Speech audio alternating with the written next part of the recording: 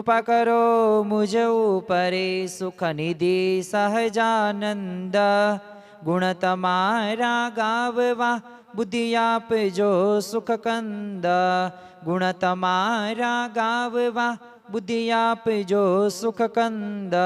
શ્રી સ્વામિનારાયણ ભગવાનની જય, સિયાવર રામચંદ્ર ભગવાનની જય, ઉમાપતિ મહાદેવની જય। દરેક દિવ્ય હરિભક્તોને પરમા એકાદશીના જય સ્વામી નારાયણ।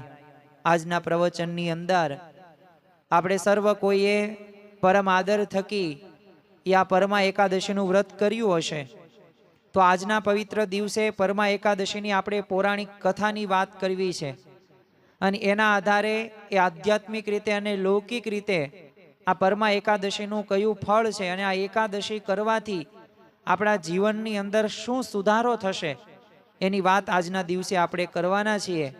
આમ તો આ પરમા એકાદશી દર 3 વર્ષે આવે છે અને આ અધિક માસની એ આ એકાદશી છે।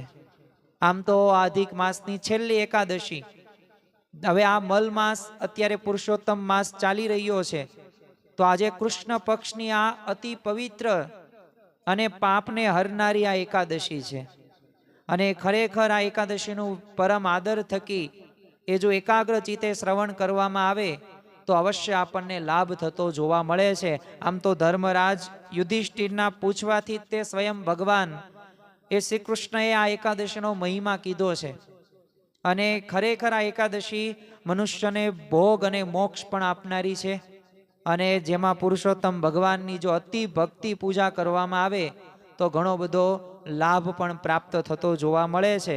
તો આપણે સૌપ્રથમ પૌરાણિક કથાની વાત કરીએ અને ત્યારબાદ આ પૌરાણિક કથાના આધારે આપણે આજના દિવસે શું કરવાનું છે। જો આમ તો દર મહિનાની અંદર 2 એકાદશી આવે છે અને આપણે કેવી રીતે એકાદશી કરીએ છીએ, તો કોડે કોડે એકાદશી કીજીએ રે, કોડે કોડે એકાદશી કીજીએ રે। તો જેમ તહેવાર અને ઉત્સવની અંદર આપણો જેવો આનંદ હોય ને એવા આનંદ અને ઉત્સાહથી આ એકાદશીનું વ્રત કરવું જોઈએ અને એનાથી આપણને યથાર્થ એ લાભ પણ પ્રાપ્ત થાય છે। તો સૌપ્રથમ પૌરાણિક કથાની વાત કરીએ કે જે પુરાણોની અંદર આપવામાં આવેલી છે। તો આમ તો પૌરાણિક કાળની અંદર એક કાલ્પીય નગર નામનું ગામ હતું। હવે આ ગામની અંદર એક સુમેધા નામનો એક ધાર્મિક અને પોતે એક ઉત્તમ બ્રાહ્મણ રહેતો હતો।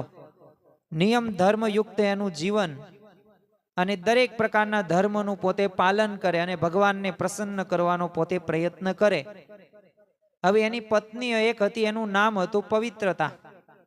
હવે આ પવિત્ર હતી એ પણ પોતે પતિવ્રતા અને પાછી ધર્મપરાયણ, અને ખરેખર જો જેની પત્ની એ ધર્મપરાયણ જેનું જીવન ને ભક્તિ હોય છે ને એને પતિને અવશ્ય મદદ થતી હોય છે।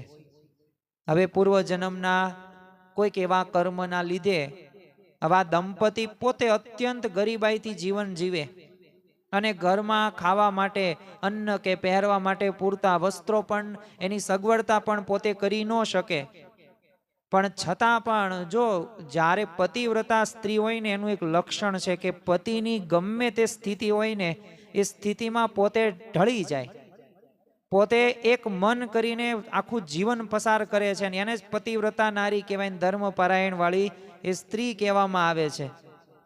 તો આ એટલી બધી અછત હોવા છતાં પણ ક્યારે તે એ આ જે સુમેધા જે એનો પતિ હતો એને સામે કોઈ દિવસ ફરિયાદ ન કરે। અને પાછું એટલું જ નહીં, વિવેક કેટલો કે પોતે ભૂખી રહે પણ ઘરે જે કોઈ પણ અતિથિ આવે ને એને ભોજન કરાવે અને પોતાના પતિની પણ મન કર્મ વચને સેવા કરે। તો આવી રીતે સુમેધા અને પવિત્રતાનું એક જીવન એક પસાર થતું હતું। પણ હવે છે ને આ સુમેધા પોતે આ ગરીબાઈથી કંટાળીને અને પોતે ભિક્ષામાં કંઈ નહોતું મળતું એટલે પોતે નિરાશ થઈ જાય છે અને સુમેધાએ પોતાની પત્નીને કહી દીધું કે જો હવે આ કંઈ ધન કંઈ મળતું નથી, ભિક્ષામાં પણ કોઈ કંઈ આપતું નથી અને હું કાંઈ એવું કોઈ ખોટું કર્મ પણ કરતો નથી, પણ છતાં પણ આ વસ્ત્ર ને અન્નની તાણ આપણે રહે જ છે, તો મારે છે ને ધન કમાવા માટે પરદેશ જવું છે. હવે આવી માગણી એ આ સુમેધા એ પવિત્રતા આગળ કરે છે. તો હવે આ તો શાણી પત્ની હતી, બુદ્ધિશાળી હતી, એટલે બે હાથ જોડીને વિનયપૂર્વક કહી દીધું એમના પતિને કે તમે ભલે પરદેશ જવા માટે કહો છો, ધન કમાવા માટે, અને વાત હું તમારી માનું પણ છું, પણ જો પૂર્વ જન્મમાં આપેલું હોય ને એ જ આ જન્મમાં એ પામી શકાય છે. એટલે એણે તો પતિને સમજાવ્યા કે જો તમે અહીંયા નહીં રહો, હું એકલી રહીશ ને તો આ સમાજ રહો ને એ નિંદા કરશે મારી, અને કોઈ માન પણ મને આપશે નહીં. એટલે અહીંયા ને અહીંયા જ તમે રહો, અને સંતોષી નર સદા સુખી એ વાક્ય પણ કહ્યું અને સંતોષ રાખવાની વાત કરી. અને પછી તો પત્નીની આ સરસ મજાની અને વિનયપૂર્વક અને મધુરી એવી સમજણવાળી વાણી સાંભળીને એ આ સુમેધાએ નક્કી કર્યું કે તો પછી પરદેશ એ ધન કમાવા માટે જવું નથી, અને ત્યાં ને ત્યાં જ રોકાઈ જાય છે. પણ જો જે પતિ પત્ની અને દાંપત્ય જે જીવન છે ને દંપતી, તો એ જો ધર્મ પારાયણ હોય, નીતિમત્તા પ્રામાણિકતા જીવનમાં હોય ને તો એ ભગવાન એમના ઉપર પ્રસન્ન એ થાય જ છે. જો ભગવાન કે ઘેર દેર છે પણ અંધેર નથી, ધીરજ રાખવી પડે. એટલે કૌંડિન્ય મુનિ તે એમના ઘરે આવે છે, અને પવિત્ર મહાન ઋષિ એટલે પધારે છે. એટલે આ બ્રાહ્મણ દંપતીએ તો ખૂબ જ તે આદર ભાવથી મુનિની પૂજા કરી અને બધું વિધિપૂર્વક એમને જમાડે પણ છે. જો અતિથિ દેવો ભવ, અતિથિને દેવ સમાન જાણો, એ પરંપરા ભારતીય સંસ્કૃતિની જોવા મળે છે. એટલે પવિત્રતાએ તો એમ બે હાથ જોડીને વિનંતી કરી અને પૂછ્યું કે આ અમારું અતિશય જે ગરીબાઈ દારિદ્રપણું છે, અમે મારા પતિ તો ધર્મવાન છે, અને હું પણ અતિથિની સેવા કરું છું, અને અમારી પાસે અન્ન અને વસ્ત્રની બહુ એટલે બહુ તે તાણ છે ને ખેંચતાણ ચાલે છે. તો હવે એ ગરીબાઈ નાશ પામે ને એનો તમે ઉપાય કંઈક એ બતાવો. એટલે કૌંડિન્ય મુનિ તો એમને ત્યાં મલ માસ જે આજનો તે અધિક માસની આ કૃષ્ણ પક્ષની આજની આ પરમાં એકાદશીનું વ્રત કરવાનો એ ઉપદેશ આપે છે. અને પાછું એમ પણ કીધું કે જો તું વિધિપૂર્વક આ પરમાં એકાદશીનું વ્રત કરીશ તો અવશ્ય એ ભગવાન વિષ્ણુની પૂજાથી તને ધન અને ધાન્યની પ્રાપ્તિ થશે. અને રાત્રે જાગરણ પણ કરજે. અને પાછું આ કૌંડિન્ય મુનિએ તો ઉદાહરણ પણ બે આપી દીધા કે જો આ વ્રતના પ્રભાવથી એ કુબેરે તે ધનાધિપતિનું પદ મેળવેલું છે. એ ધનના એ દેવ કોણ? તો કુબેર, જેનો ભંડાર ક્યારેય ખૂટે નહીં. અને બીજું પણ કૌંડિન્ય મુનિ કહે છે કે રાજા હરિશ્ચંદ્ર, ઘણી વખત આપણને ઘણા બધા ટોન મારતા હોય જ્યારે આપણે સત્યતા બાજુ હોય ને ત્યારે, કે ભારે હરિશ્ચંદ્રના ગાડામાં બેસવા વાળો. પણ શા માટે આપણને એવું કહે છે? કારણ કે હરિશ્ચંદ્ર રાજા પોતે એ સત્યવાદી હતા, સત્ય જ બોલતા હતા. પ્રશ્નો વિઘ્નો એમને આવ્યા છતાં પણ એમને સત્યનો પક્ષ એ ક્યારેય મૂક્યો નહોતો. એટલે હરિશ્ચંદ્ર રાજાની પણ વાત કરી કે જો એ હરિશ્ચંદ્ર તે પોતાની પત્ની હોય, પુત્ર હોય, એ બધું જે ગુમાવેલું હતું ને એ બધું તે રાજ્ય પાછું આ પરમાં એકાદશીના લીધે જ તેને મેળવ્યું છે. એટલે આવી રીતે કૌંડિન્ય મુનિએ ઉપદેશની વાતો કરીને પરમાં એકાદશીની એ સ્વાભાવિક રીતે મહિમા કીધો ને, એટલે અત્યંત શ્રદ્ધાથી એ પછી તો 5 રાત્રિનું એ સંપૂર્ણ નિયમો સાથેનું પાલન કરે છે. જો કોઈ પણ એ વ્રત હોય ને, કોઈ પણ નિયમ હોય ને, એનો કંઈક રૂલ્સ હોય, રીત હોય. જો એ રીત પ્રમાણે કરવામાં આવે ને તો લાભ થાય. કોઈ પણ ક્ષેત્રની અંદર આગળ વધવા માટે એ સાચી રીતે આગળ વધવું ખૂબ જરૂરી છે. એટલે સંપૂર્ણ નિયમોનું પાલન આ પવિત્રતાએ અને સુમેધાએ કરે છે. એટલે વ્રત તો પૂરું થતાં જ તે એક રાજાનો પુત્ર હતો, એ પોતે ગામની અંદર આવે છે અને એ ભવ્ય ચીજોવાળું એક નવું ઘર અને આજીવિકા એ બધું આ બ્રાહ્મણે દંપતીને તે અર્પણ કરે છે અને દાનમાં દે છે. અને આ વ્રતના પ્રભાવથી સુમેધા બ્રાહ્મણ અને એની જે પત્ની હતી પવિત્રા, તો એ પાપોમાંથી મુક્ત થઈ જાય છે અને લોકમાં તે બધા પ્રકારના સુખો એ પોતે ભોગવે છે અને અંતે ભગવાન વિષ્ણુના ધામમાં એટલે કે વૈકુંઠની અંદર પણ જાય છે. તો જો ખરેખર ભગવાન શ્રી કૃષ્ણ એટલે જ તે કહે છે આ પરમા એકાદશી બાબતે કે 5 રાત્રિનું જો વ્રત કરવાથી એ ગંગા અને પુષ્કર જેવા તીર્થોમાં સ્નાન કરવાનું અને ગાયોના દાન કરવાનું પુણ્ય એ આપણને આ પરમા એકાદશીનું વ્રત કરવાથી થાય છે. અને મલ માસને તો આપણે ખબર જ છે, પાપો હરનારો મહિનો, અધિક માસ જેને આપણે કહીએ છીએ, અનંત ઘણું ફળ આપણને પ્રાપ્ત થાય છે. અને જે મનુષ્ય આ એકાદશીનું જો આપણે મહાત્મા અત્યારે સાંભળ્યું, મેં તમને કીધું, તો એને 1000 ગાયોનું દાન કર્યા બરાબર ફળ પણ પ્રાપ્ત થાય છે. અને ખરેખર આપણી જીવનની અંદર જે દારિદ્રતા છે, ગરીબાઈ છે, એ દુઃખો પણ દૂર થાય છે અને ભગવાનની કૃપાથી એ આપણે સુખી પણ થઈએ છીએ. પણ જો અહીંયા આ પૌરાણિક કથા તો પૂરી થાય છે, પણ આ પૌરાણિક કથાને આધારે આપણા જીવનની અંદર ઘણા બધા એવા ઉચ્ચ મૂલ્યો પણ શીખવા મળે છે જે આજના દિવસે આપણે સાંભળવાના છે.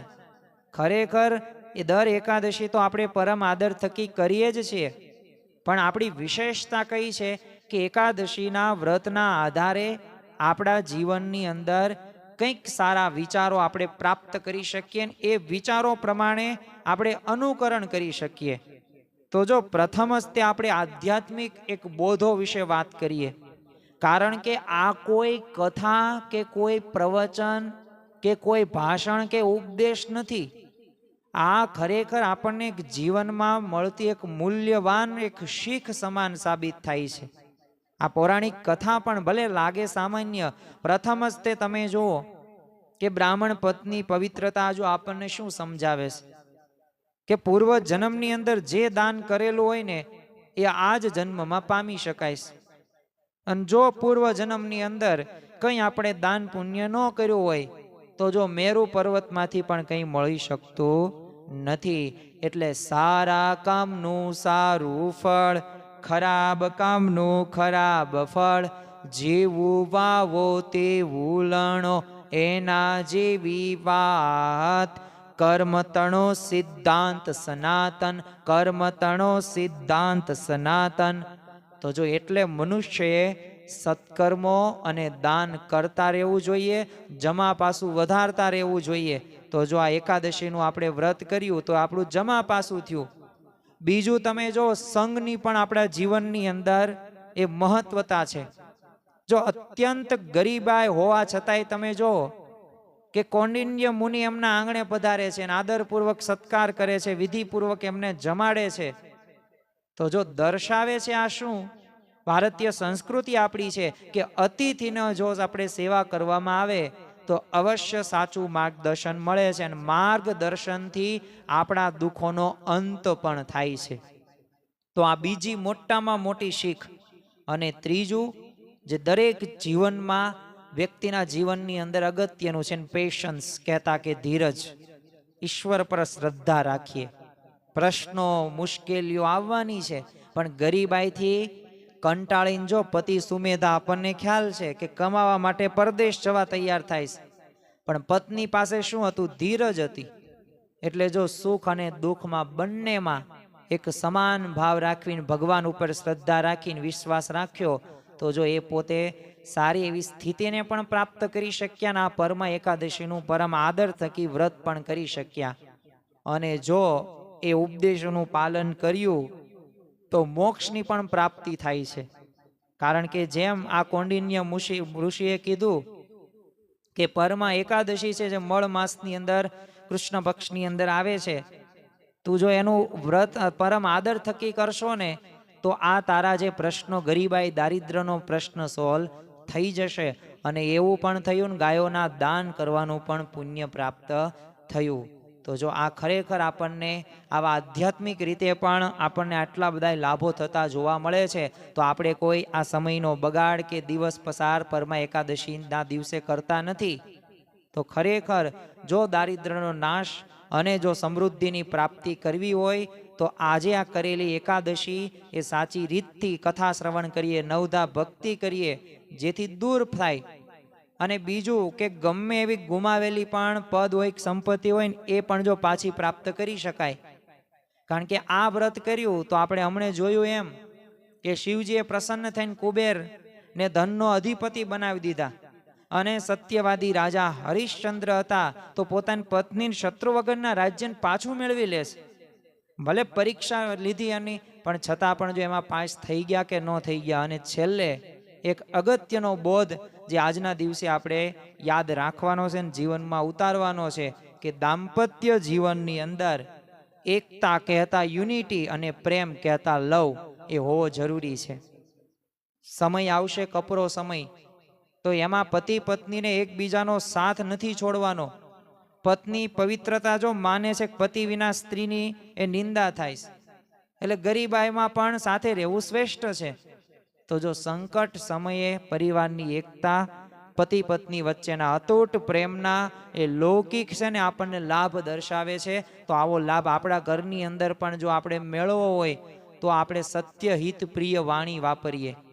આપણે માન સન્માનથી આપણા ધર્મ પત્નીને, પુત્રોને, માતા પિતાને આપણે સાચવીએ યથાશક્તિ પ્રમાણે. એ ક્યાં કહે છે કે દરરોજ પીઝા બર્ગર ખવડાવો? તો આ ગઢપણના એ સહારા આપણે જ કહેવાય. સંતાન આપણે છીએ કે જેમને આપણને મોટા કર્યા. તમે એક ખાલી 3 કિલો 4 કિલો પાણો ખાલી 2 દિવસ એક ખભા ઉપર કે શરીર ઉપર ચોંટાડીને રાખજો, કેટલી તમને નડતર. ને એ માએ આપણને 9 મહિના એમની કુખમાં રાખ્યા છે અને ત્યાં પૂરું નથી થઈ જતું. વર્ષોના વર્ષો 7, 8, 10 વર્ષ સુધી, અને હજી તમારી ચિંતા કરે છે, ઉપાધિ કરે છે. તો જો આ માતાનો, ધર્મપત્નીનો એ બધાનો આભાર માનવો જોઈએ આજના દિવસે.